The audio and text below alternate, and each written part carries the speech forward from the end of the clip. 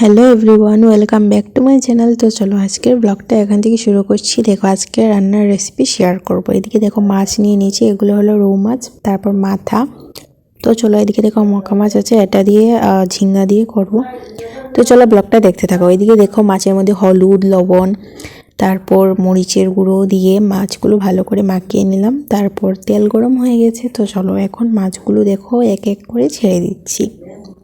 তো তোমরা কে কোথা থেকে আমার ভিডিওটা দেখছো অবশ্যই কমেন্ট করে জানিও। যদি ভালো লেগে থাকে তাহলে অবশ্যই কিন্তু সাবস্ক্রাইব করে দিও। যদি ফেসবুকে দেখে থাকো তাহলে কিন্তু ফলো করে দিও। তো দেখো এদিকে কিন্তু তোমাদের সঙ্গে অনেক কিছু গল্প করতে করতে দেখো মাছগুলো ভাজা হয়ে গেল। তারপর দেখো এদিকে কেটে নিলাম আলু। তো আলু দিয়ে মাছ দিয়ে তরকারি করব। এদিকে দেখো মাছগুলো উল্টে উল্টে দিচ্ছি। তারপরও এই তো তোমাদের সঙ্গে অনেক গল্প করে করে কাজ করছি। তো দেখো দেখতে পাচ্ছ মাছগুলো তো উল্টেতেই যাচ্ছে না, ভেঙে যাচ্ছে।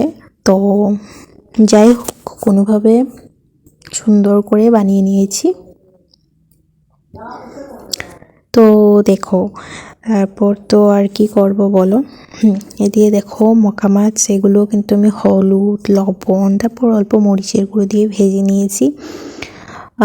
এদিকে দেখো মাছগুলো এখন নামিয়ে নিচ্ছি, ভালো করে সুন্দর করে লাল লাল হয়ে গেছে। এখন আমি মাছগুলো নামিয়ে নিচ্ছি।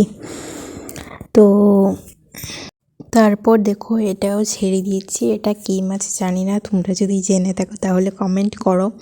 তারপর এদিকে দেখো মাথাও ছেড়ে দিয়েছি। তো চলো এগুলো পেস্ট করব। নিয়ে নিয়েছি পেঁয়াজ, রসুন, মরিচ। তো দেখো মাছগুলো কি সুন্দর কালার হয়েছে, পুরো লাল লাল হয়ে গেছে।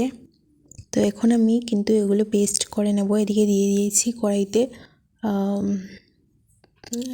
তেজপাতা, তারপর অল্প দিয়েছি দারচিনি। তো চলো এখন এগুলো অল্প লাল লাল করে নেব। এদিকে দেখো পেস্ট করে নিয়েছি। তো আমরা যেহেতু মরিচের গুঁড়ো কিন্তু খাই না, তো কালার হওয়ার জন্য মরিচের গুঁড়ো দেওয়া। তো তোমরা চাইলে এটা মরিচের গুঁড়োটা একদম না খেতে পারো, কারণ মরিচের গুঁড়োটা খাওয়া ভালো না।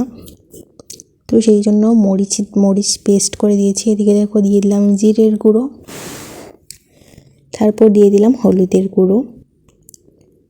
দেখো পরিমাণে তোমরা দিয়ে দেবে। তারপর দেখো অল্প মরিচের গুঁড়ো দিয়েছি শুধু কালারটা হওয়ার জন্য, তোমরা তো নিজেই দেখতে পেলে। তারপর দিয়েছি লবণ।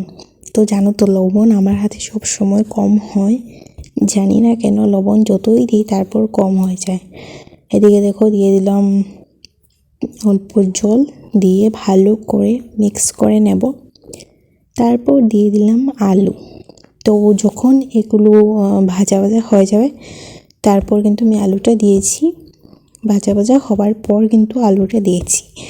তো দেখো এখন ভালো করে আলুর সঙ্গে মশলাটা মিক্স করে নিলাম। নিয়ে তারপর দেখো অল্প পরিমাণে দিয়ে দিলাম জল, দিয়ে ভালো করে নাড়াচাড়া করে নেব 5 মিনিট। তোমরা অনেকেই আমাকে বলো যে তুমি কি এত বড় রাঁধুনি হয়ে গেছো যে আমাদেরকে রান্না শেখাচ্ছ। তো একদমই না, আমি কিন্তু জাস্ট দেখো কী নিয়ে ভিডিও করব, বা সব সময় তো কী নিয়ে ভিডিও করব সেটা ভাবতে ভাবতে সেই রান্নার ভিডিও করি মাঝে মাঝে। তো সেই জন্য কিছু কিছু জিনিস তোমাদের সঙ্গে শেয়ার করি। তো এরকম ভেবো না যে আমি অনেক বড় রাঁধুনি, আমি কিন্তু তেমন রাঁধতে পারি না। যেরকম পারি সেরকম তোমাদের সঙ্গে শেয়ার করি। দেখো মাছগুলো ছেড়ে দিলাম, তরকারিটা কিন্তু হয়ে গেছে। দেখো কালারটা কত সুন্দর এসেছে। তো চলো আজকের মতো সবাইকে টাটা বাই। সবাই ভালো থাকবে, সুস্থ